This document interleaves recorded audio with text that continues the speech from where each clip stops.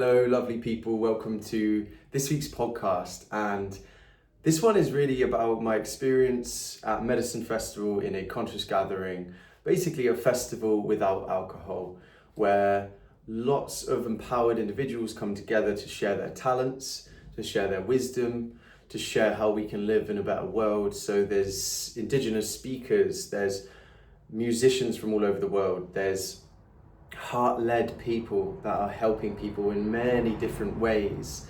There's traders, there's clothes, there's all those things that a normal festival have on a beautiful site just outside London near Reading, and it was just magic. So I think magic happens in communal gatherings, in community anyway, so that alone is potent. But when you take away the things that kind of decrease our magic, like alcohol, and like the groups of people and the people that come to medicine want to give, want to share, want to experience, are very loving people. And so that creates its own energy field, I think. Because an energy field of people is really the sum total of the collective of everyone there. And so you can really feel it. You can really feel how heart-led people are. People smile at each other. They're in a safe enough environment that women feel more expressive, more open.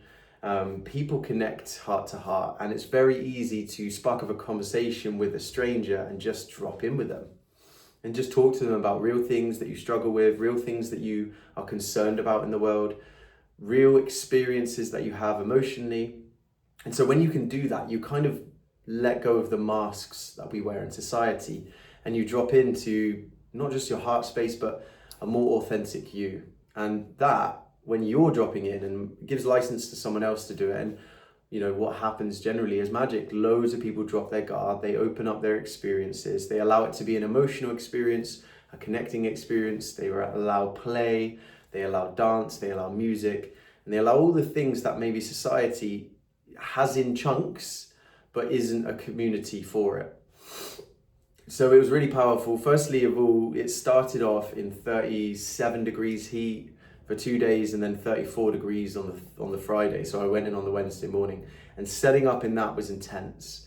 The weather had been really, almost a drought, or it has been a drought in the UK.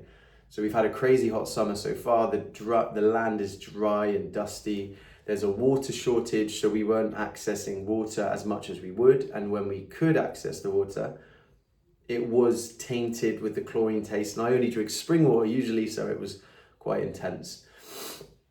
There was no fires on the land, and usually I go to Medicine Festival, there's all these amazing fires and all this amazing preparation and fire keepers, people who build the fire, and they're sacred fires, so they have all these kind of mosaic and beautiful patterning around it. And a big part of the ceremony and a big part of the musicians is playing when there's a fire going. And so that was taken away, so it was a different energy this year. But how fitting was that to be so dry, and the drought that was existing and the lack of water and taking away the fire, and it became really real for us, the state of the world. And I'm not saying I have no hope, I do have hope in the world, but it was a reminder of our fragility. And in the UK we generally are safe. We don't have hurricanes, earthquakes, we're rarely getting floods that are catastrophic. It does happen, but we don't have too much danger at our doorstep. So it's easy to see life in front of us and to feel far removed from it. But it was a gentle reminder of the earth and the struggle with the modern times with the heat. So to deal with that and to adjust to that was a bit of a challenge for some people. And I think it was a challenge for me in the heat, and when we got through that and we dropped in and you sort of slowed down and you got into it, it was such a beautiful festival. And this podcast really is just about exploring a little bit of that and opening my experience to that. So if you're here listening, welcome, and thank you for listening. So I wanted to start off with what is Medicine Festival. So it's a gathering of collectives and individuals. So you have different stages for different things, such as the Love Jam crew are there. You have the Heartwood crew, and they run their separate festivals too. You have lots of different other stages that are kind of run by a collective or a group. Then you have kind of massage and healing area, you have sauna area, you have the lakes to swim in, you have the medicine stage, which is in this beautiful, I think it's pine trees, like wooded forest. It's really magical in there. And then you have all the vendors for food, then you have the clothing vendors, then you have all of the workshop spaces and yoga areas, which are magic. You know, there's a space called like the Shala or the House of Soma, where there's lots of embodiment and physical practices about the body, dancing, things like this. So it's the more high energy area. And that being said, it's kind of, then you have like kids areas and areas. It's really child and family friendly, so it's a really good one for bringing family together.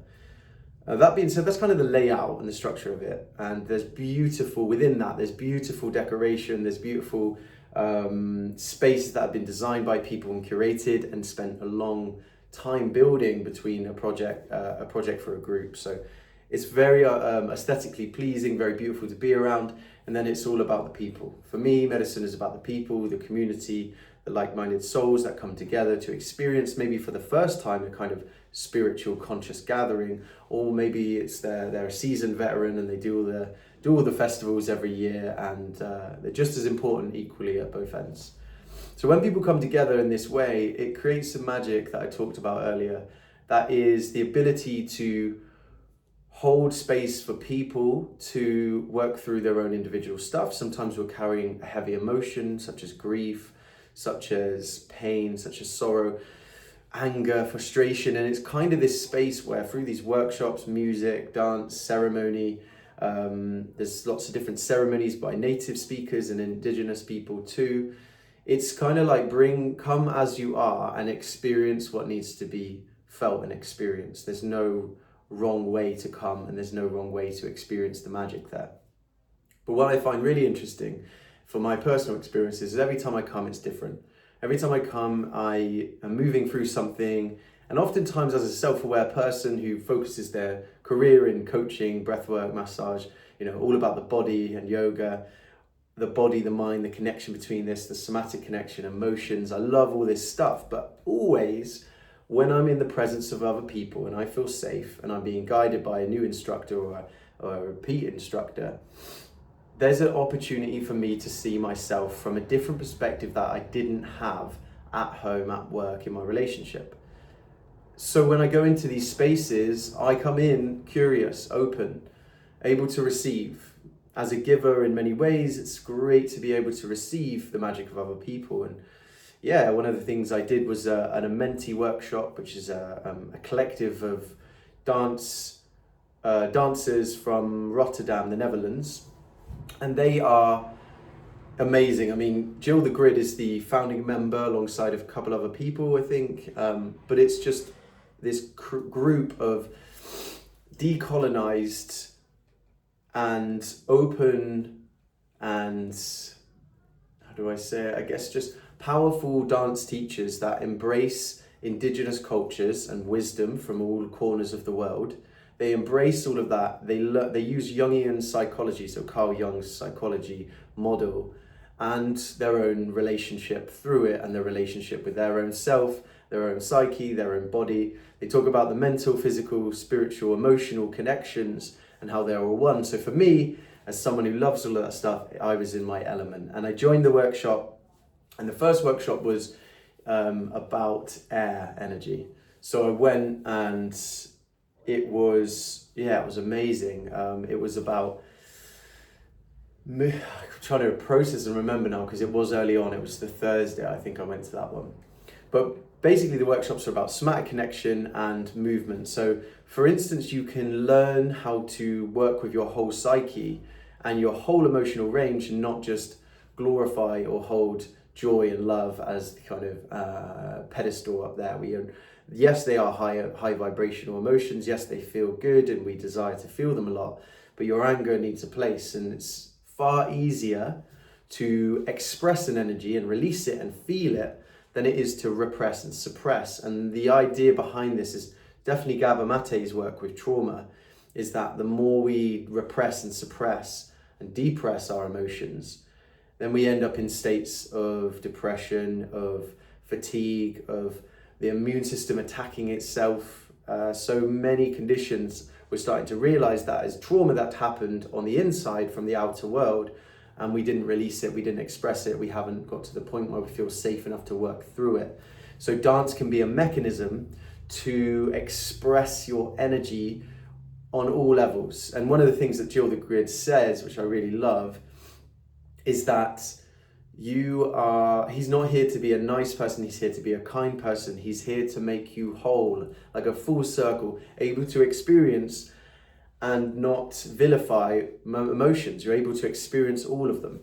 And if you can experience all of them, that makes you more whole. And then you don't have these emotions that you suppress and repress. And if you work with the body and the somatic body, so the felt experience of the body, you can really heal. And I truly believe that is some of the work that I do in myofascial work, which is what I'm doing in body work sometimes, is the brain-body connection, the emotions and how they can be held in pockets and areas of the body. And I've seen it work firsthand when I do this technique called myofascial release. I'm holding the body, I'm pulling the body, I'm pressing the body, and generally for a long period of time, and getting the individual to focus on the area that is causing a lot of pain. And oftentimes there's some trauma release, some shaking, some crying. So I understand that brain-body connection, the somatic connection too. And I just think it's super interesting how we can be empowered to actually, what gives me light in life is, and what inspires me is knowing that we can empower individuals to have the tools in their locker to be able to self-heal, self-regulate, to be guided by their own self. So when you work with your breath, your body, your nervous system, dancing, all of these things are actually free. And you can do this at home. And before technology, before commercialism, capitalism, we had our breath, body, nervous system, nature, and each other and community. And that's how we healed. That's how we work through things. That's how we release things.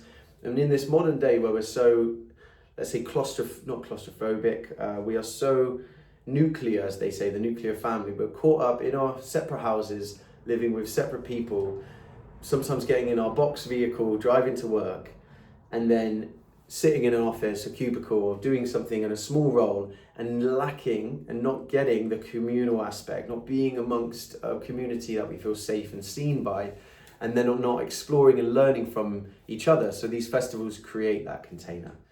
And I personally think we are our own best healers. A statement that my dad often says is, if you are looking for enlightenment or healing outside of yourself, then you're buying into modern slavery or more slavery. And it just think about that for a second. If you're seeking enlightenment or healing outside of yourself, you're buying into more slavery. You have the answers within. What you're often seeking when you seek freedom, abundance, loads of money, a job title, there's something underneath it, a feeling, a state of freedom. So it's often that thing that we can actually go towards. So if I'm looking for, 50 grand a month, what does that allow me to do? That allows me to feel free, to feel like I can do more with my life. And yes, you do need the physical aspect, but can I work on finding that freedom within? And then the money doesn't matter so much. You might get way less than that and still feel free. If I'm looking for things outside of myself, like a partner, it's like, what does that partner, what do they represent? What are they going to allow you to feel that you aren't allowing yourself to feel right now? Like, if I want to feel loved and feel adored and feel cherished and feel like somebody sees me, I have to give that stuff to myself. And we can find that within, working with our own emotions, working with healing, working with our own brain, body, nervous system connection. We can actually find that inner feeling, and then you become more whole. Then the thing outside of yourself isn't so needed. So I love these workshops. Amenti, I really recommend them, and I'll link them below. I'll put them on my Instagram. I really recommend them. So they're kind of like a hip hop collective as well. So they bring a lot of like crunking and different types of techniques, all actually coming from indigenous culture usually. And they bring that up. They make you aware of all this stuff. So that was one of my highlights of the festival. I did that 2 or 3 workshops out of the 4 that they brought. And then another highlight was a partner workshop, which I did a sacred union workshop with my partner. And this was a really good space for us to focus on ourselves. A lot of it was about focusing on your energy, working through the chakras and the systems, which is The 7 energy centers of the body, working your energy, focusing your attention, moving all the way up. It felt like a very safe space held by Peter Bennett and Sandy. And they're in partnership, they're in a relationship, and they held this beautiful ceremony. And it was a beautiful chance to see ourselves, feel safe enough to feel what we're not feeling. And I was with my partner Nicola, and it was a beautiful experience. It was very insightful to see what we have been holding, what intentions we want to carry moving forward. So yeah, that was another beautiful experience. Another one was just the music there was fantastic. I watched this Irish band called Keela, and it was like electronic Irish folk music, but with electronic beats. So it was like playing, I mean, I don't even know most of the instruments, but playing the fiddle, playing different instruments, and then getting people on their feet and dancing at night time. It was just very special, very, very special. I watch artists like Face Soul, Alex Serra, who I love, both of those guys. Yeah, so much music, so much vibrancy. And just the conversations around the festival were just magic with people. And you feel like this, I kept saying to people when I bump into people I knew, I'll see you on the flow, I'll see you on the flow. Not texting, not getting, we had bad signals, so we couldn't really text each other. And it was more just like dropping in and going with the flow, and then just suddenly that person you wanted to see walks into the tent you're in, boom, you're there with them, having that conversation, experiencing that moment with them. And quite often I didn't need to say to people, how are you, how's your day? Like small chats like that happen, but sometimes you see someone you know and you just dance with them. And you just have that moment with them, you just drop in and you just have this chat, because we're out of this conditioned mind that we have in society where it's always, how are you, how's your day, you know, there's a parameter at which we speak by, and we don't tend to drop into, I'm actually feeling like this, or this is my real experience. We try to keep it to what the other person wants to hear, how much time they've got. And then when you're at a festival like this, sometimes you drop in with someone and really go there, or sometimes it's just a dance, a wiggle, a shake, and that was beautiful in itself. So there's some of my highlights, but there was so much more. There was a lake we went and swam in, which we snuck to actually, we snuck round, but I'll keep that one a secret. And just to be really liberal and liberated with people. We jumped in naked, which felt amazing.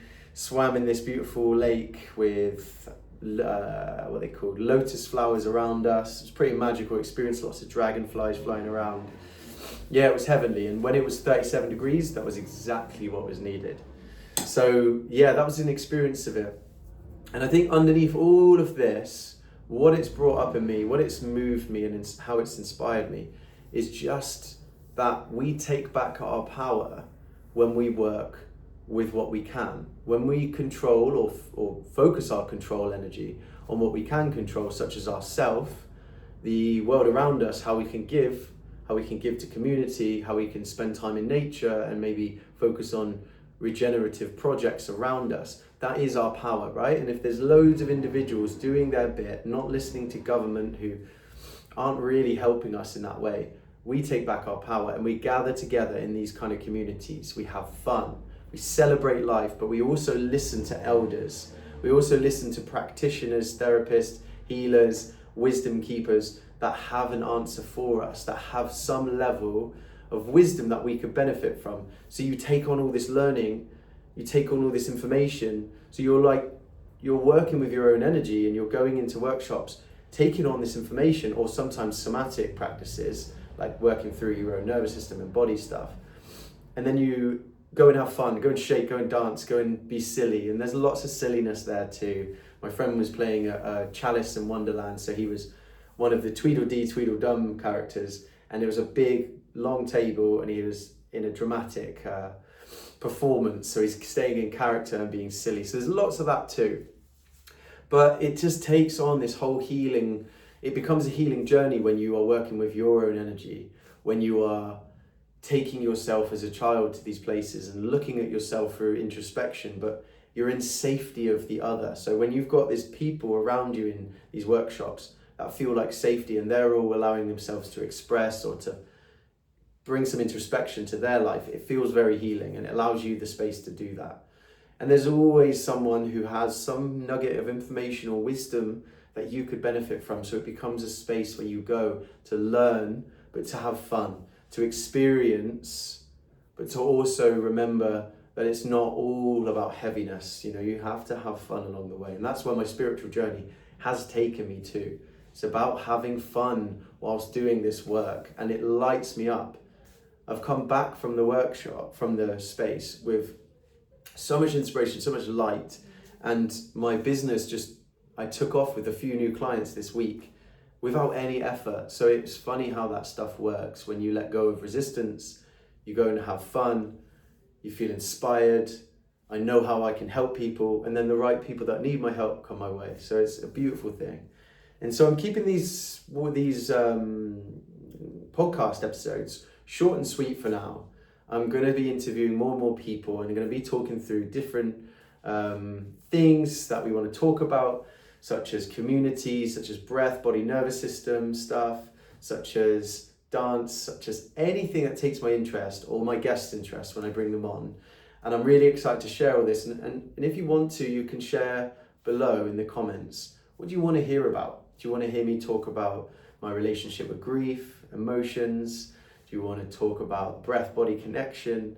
Do you want to learn something different? Or do you want to just have me to have an open dialogue about my inner world, what I've been working through, what I'm working on? You know, it is for us to communicate, to talk through, and so I really want you guys to share what you want me to talk about, share what kind of guests you want on, and to grow this thing together as a space for you to listen, to grow, to heal, as well as just to have fun. I want to make these podcasts fun. So if there's something that represents fun that you want, that I can talk about, that we can talk about, then great. Or I can get a guest on to inspire us together. So I'm going to keep it short and sweet. And this is my take on Medicine Festival. And I could talk about it a lot more, about the emotions that I went through, about the feelings that I went through, about the land, about the people who are running it that I feel inspired by. And all those things are true, but I'm going to keep this one short and sweet. So if you've been listening all the way, thank you so much. Leave a comment, like and subscribe if you can on YouTube. And just let me know your thoughts about what you found interesting and what you enjoy and what you would like from this podcast. Anyway, over and out, much love, speak soon.